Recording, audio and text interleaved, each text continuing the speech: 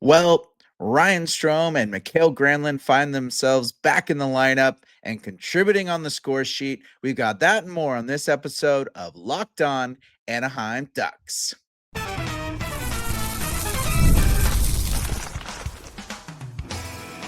You're Locked On Ducks, your daily podcast on the Anaheim Ducks, part of the Locked On Podcast Network. Your team every day. Hello and welcome, everydayer. I'm Kyle Carr. Welcome to Locked On Anaheim Ducks, part of the Locked On Podcast Network, now the #1 sports podcast network. I'm a longtime Anaheim Ducks fan, and I have spent multiple years covering collegiate sports, including college hockey. But here on Locked On Anaheim Ducks, every day we are talking about the Anaheim Ducks. And we've got some stuff to get into in regards to the defensive struggles of the team right now and the absolute goaltending showdown that happened in Detroit. But first, we got to get into Ryan Strome and Mikael Granlund coming back from injury. This was Ryan Strome's first game back, first game of the season, actually. And Mikael Granlund's first game back after getting injured against the Tampa Bay Lightning during the road trip a couple weeks ago. So, both of them come back in, and it's good to see them obviously healthy. This caused things to kind of mix the lines up. So tonight, the lines were changed up with them coming back, and that third line consisted of Nikita Nesterenko, Mikael Granlund at center, and Alex Killorn on the right. And then the fourth line consisted of Ross Johnson on the left, Ryan Strome on the center, and Frank Vetrano on the right. So that means we had Jansen Harkins finds himself healthy, scratched. And then we saw Sam Colangelo get sent down to San Diego as well. And then kind of surprising, Ryan Pelling finds himself out of this one. So I feel like he's been having a solid game, but probably just kind of giving him a little press box view to see some discrepancies that coach wants fixed up. So I think they're going to have a good problem in the fact that they have some center depth right now to let these guys kind of get some iterations and really get a visual of what coach is seeing from above and all that stuff. So a good problem to have. But Mikael Granlund, Ryan Strome, back in it and kind of lining each other back up in the center position. The goal that goes in for Mikael Granlund tonight, it was off of just a shot thrown at net by Ryan Strome in the third. This was the Ducks' third goal of the game. Mikael Granlund gets a nice redirect on it, just gets his stick in the way, and it bops down and into the net. So already getting on the score sheet in his first game is Ryan Strome, and then Mikael Granlund starting that scoring right back off, just like he left it. And so it's good to see those guys getting scoring again as well. A big thing, though, that Anaheim I felt like was low-key missing that we didn't really realize with these guys out of the lineup was the faceoff. The faceoff dot has been a bit of a struggle for Anaheim. They've been under 50% on average. And in this game, they actually were just over 50% as a team. And a lot of that was due to Ryan Strome and Mikael Granlund being back at that center position and really playing a solid game in the faceoff dot. So looking at Ryan Strome's game, he played 13 minutes and 47 seconds tonight, was +1, and was 50% in the faceoff dot.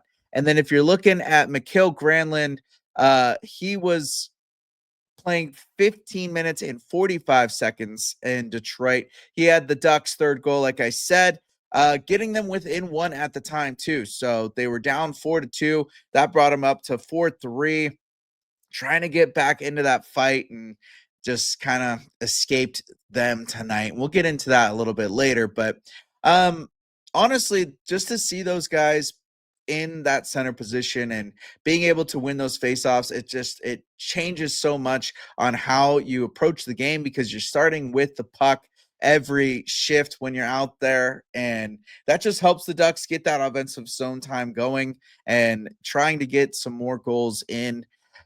Unfortunately, tonight, this one did not go in the Ducks' favor. They lost 6-3 to the Detroit Red Wings. And not to say it wasn't because of the contribution by Ryan Strome or Mikael Granlund or anything like that. The third and fourth line were pretty solid tonight. It was actually the second line and the first line that were kind of struggling on the defensive end of things tonight. You saw Mason McTavish, I think, was -2. Beckett Seneca, Cutter Gauthier were -3 each.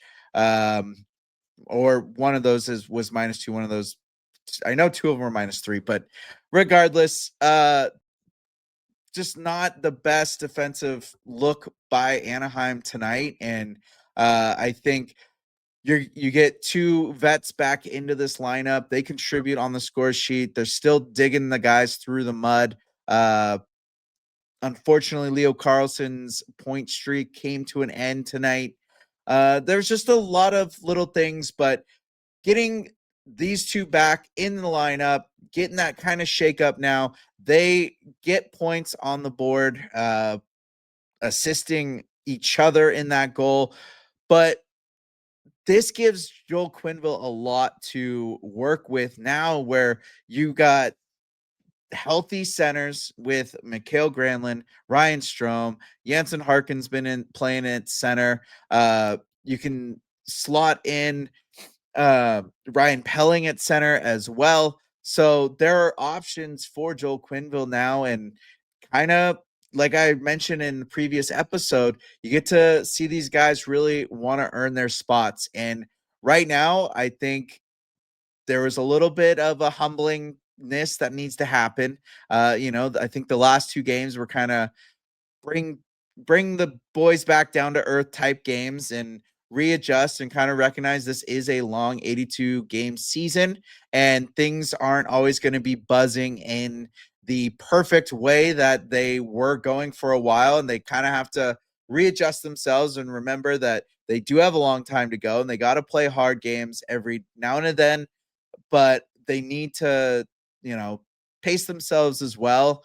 And now having that depth back, that's going to help these guys out a little bit. I don't think that Quenneville's going to really be giving them that pressure that they felt last year from Greg Cronin with, feeling like they're going to get benched if they're making any type of mistake. I just think that this gives Quenneville the opportunity to really see guys work hard in practice and try to earn those spots on the team.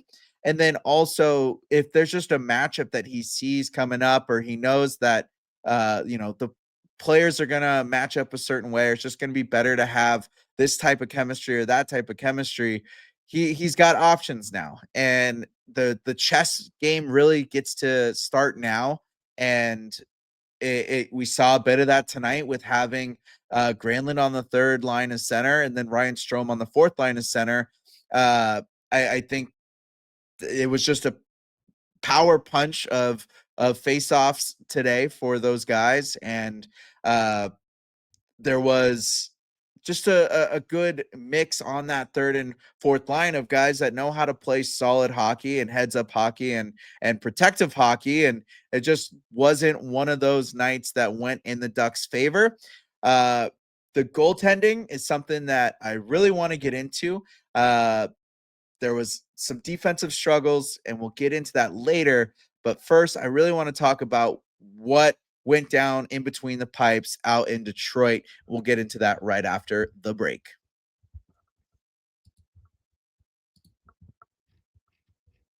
When I'm hydrated, everything just works better. My focus, energy, mood, even my skin. That's why I've been using Drip Drop. It's doctor developed hydration that keeps me running at full power no matter what my day looks like. Drip Drop isn't your average sports drink. It delivers 3 times the electrolytes and half the sugar of leading brands using a science-backed formula trusted by medical professionals, firefighters, and over 90% of top college and pro teams.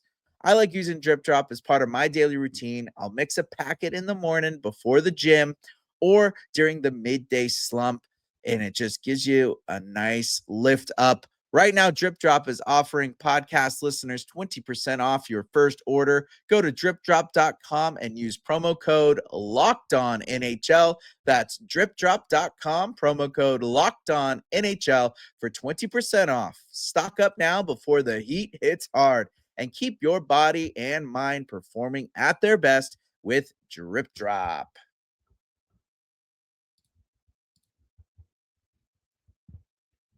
Now, before we get into this next segment, I do want to say thank you for making Locked On Anaheim Ducks your first listen of the day. And thank you for making Locked On the #1 sports podcast network. We could not do it without you. You're the best. So this little segment, I want to get into the goaltending that occurred in Detroit. And honestly, for what the score looked like, I felt like this was an absolute clinic by the goaltenders. The numbers look not like that was the case, but the saves and some of these moments in this game that could have been game-breaking goals, the goaltenders were stepping up to the task. The first period was an absolute beautiful goaltending clinic. 0-0 after the first, and the saves that Gibson had to make, the saves that Dostál had to make, some huge sprawled out saves from both ends.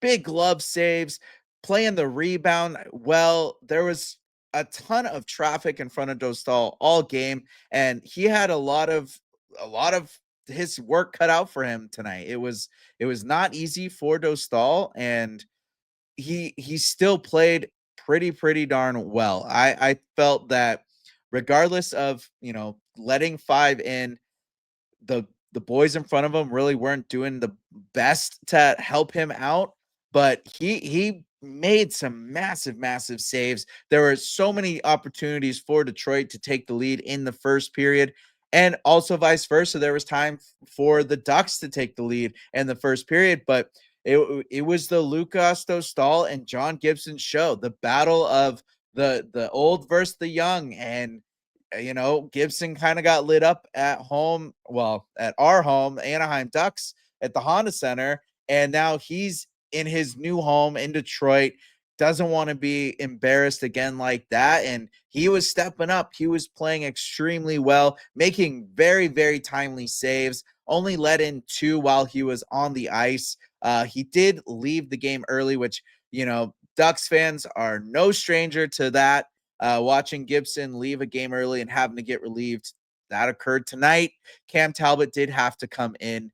But looking at the numbers, Dostál, 32 shots against, made 27 saves, giving up 5 goals, 2 of which were power play goals. He had an .844 save percentage, and most of those goals tonight came from either a player in front getting a tip or it hitting one of the Ducks players. It was pretty much all traffic type goals that came through, where Dostál had, really nowhere to see the puck and was just making an educated guess. And he had one that was just super unfortunate. He made the save, but it just hit the bottom part of the blocker, bounced off his leg and in.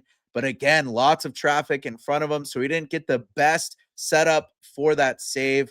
And a couple redirects by the Detroit Red Wings.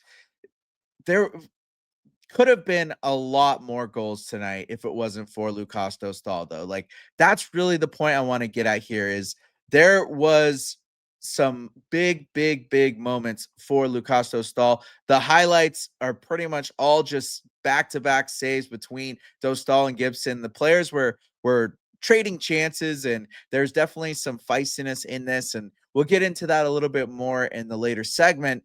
But this was a good battle for this team. And when when Dostál was out there, he had an .844 save percentage. And then you're looking at John Gibson. He had to leave the game early, like I mentioned, and Cam Talbot came in.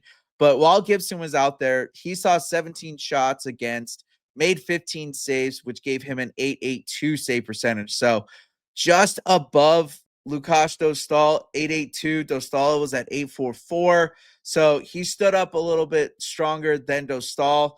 Dostál saw the whole game though, so a little different there.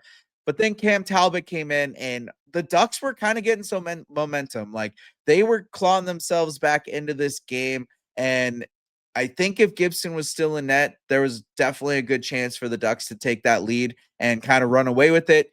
But Cam Talbot came in that third period and basically just said no. He shut it down. He saw 11 shots, made 10 saves, and his saves percentage was .909. The only goal going in was that Mikael Granlund redirect.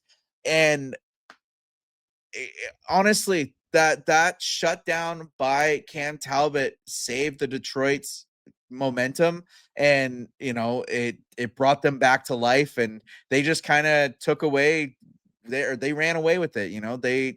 They got that 2-goal lead back after they scored their 5th goal, and that just kind of sealed the coffin there. And then the Ducks did try to pull the goaltender. That one goes in 6-3. So, but this was a good battle between these two teams, and they kept fighting. The Ducks were not giving up. They were trying to claw their way back, and it was just a solid goaltending night that shut them out. And that kind of, they didn't get a shutout, but it shut them down and did not allow them to get that comeback. And that's kind of what we saw against the Colorado Avalanche team. The goaltender was locked in. Wedgwood was playing extremely well, and the Ducks just couldn't find that way. And they're just having these issues on the back end with their defense, and sort of leaving Dostál out to dry, leaving Mrazek out to dry. We've seen what his stats look like, and he's only played in 3 games. Luckily, he's come away with wins, but at this rate, the Ducks are going to have these goaltenders be like complete robots, or they're going to be having to score multiple goals a game, at least 4+ goals a game. This one, between the Ducks, like, it's kind of a bummer. Like, this is the last time that these two teams are going to be seeing each other, because I felt like this game had a lot of spice to it.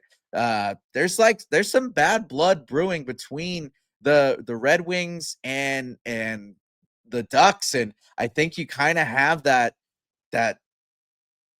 in the background. There's the fact that it's Dostál, Gibson, that battle, and both teams want to do well for their goaltender, and that kind of like, well, we got the right guy, or we kept the right guy. And then there's this upcoming talent, and the Red Wings have been trying to make their improvement, and they're trying to come back and get some good playoff runs, and now you got the Ducks storming ahead. There's just this tension brewing, but that was it. That's the last time that these two see each other in the regular season. So, a 5-2 win for Anaheim the first game, a 6-3 loss for Anaheim in the second. Both were, really good games, really fun to watch. So they each kind of got their own pound of flesh in this one, and it's just that long wait until next year for these two teams to see each other in the regular season. And I think you're gonna see some fireworks next year between these two teams, especially if they both have some successful years this year. If their regular season is good for both teams, you're gonna see a lot of spiciness between these two next year in that regular season. So, again, good battle. Loving what I'm seeing out of these Ducks, even in the loss. I upset? Absolutely. I think they've been letting themselves out to dry in their defensive zone, and that is really been the statement on this team, and the one thing that's really holding them back from people really throwing their hat in the Anaheim Ducks ring has been these defensive struggles, and we'll get into that right after this.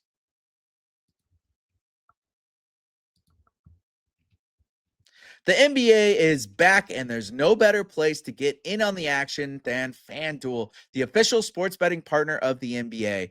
Even if you missed the start of the game or want to ride the hot hand, FanDuel has live bets on everything from who will score next to fourth quarter comebacks.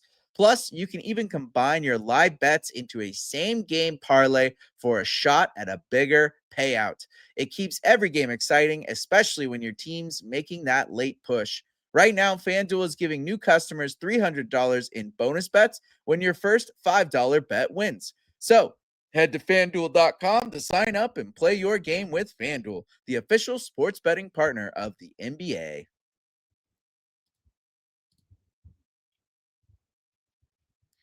Welcome back. Now, we are going to get into the Ducks' biggest problem, and that is the defensive zone.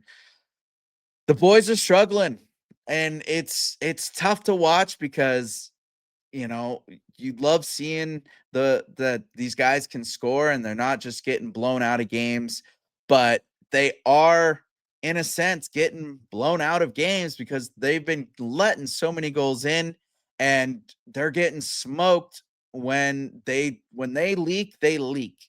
And a lot of that has been coming from just this kind of lack of strength in the defensive zone. And that's kind of what I've been noticing, and what I think is lacking in this defensive coverage right now for Anaheim is just the lack of tying guys up. With this new zone coverage, it just seems like if you watch the guys, they cycle within their zone, but they're never really locking a dude up, getting rid of them, getting him out of the front of the net, or if he's in that high slot, they're not really attacking those guys and trying to get him out of that zone. They're just there almost ready to react and not really being proactive and clearing that space for Dostal. And I think in Detroit, that was a huge like visual and glaring deficiency in this game. And what caused so many of the Detroit goals was guys just being left right in front of Lukáš Dostál. Tons of traffic in front of him all night.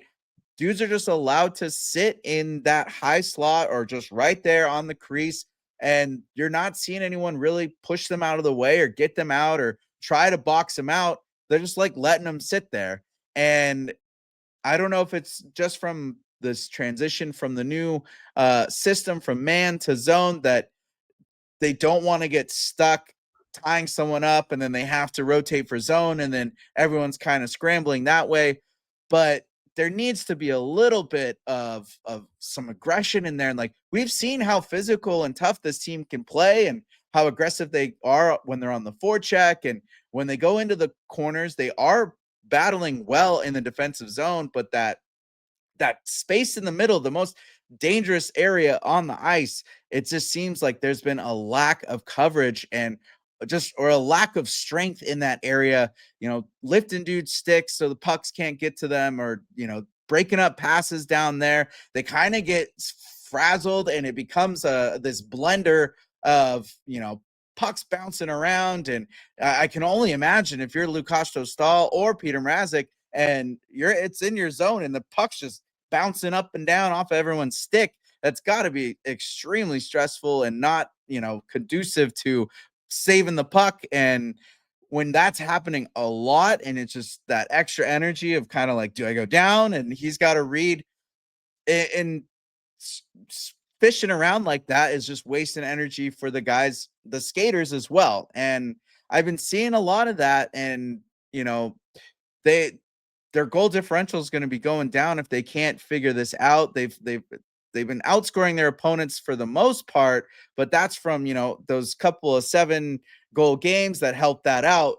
Now, as things are progressing and they're playing some of these teams down the road, if they're letting in 4+ goals a game and having to rely and try to hope that, Leo Carlson and Cutter Goche and Beckett Seneca can score 2 goals each every game, that's not a feasible recipe right now.